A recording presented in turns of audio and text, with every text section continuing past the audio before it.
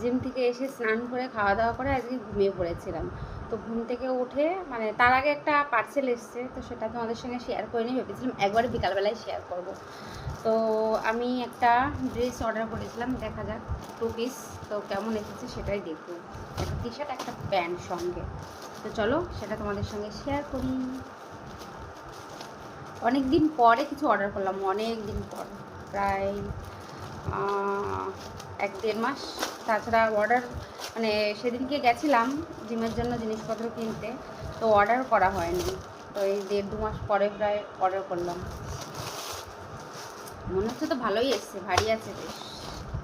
Flipkart থেকে order করেছিলাম। তোমরা যদি চাও তোমাদের আমি নিচে লিঙ্ক দিয়ে নেবো, তোমরাও কিন্তু এই মানে এরকম একটা ড্রেস পারচেস করতে পারো। তো চলো আমি একটা বার তোমাদের খুলে দেখিয়ে দিই।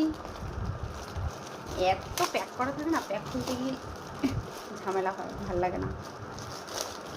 তো যাই হোক, এক্সেল অর্ডার করেছিলাম, আমার একটু ঢেলা ঢেলাই ভালো লাগে বেশি। তো যাই হোক, দারুণ এসছে কিন্তু, কালারটা ভালো লাগছে। জিমে পরে যেতে পারবো বা বাইরেও করতে পারবো। আর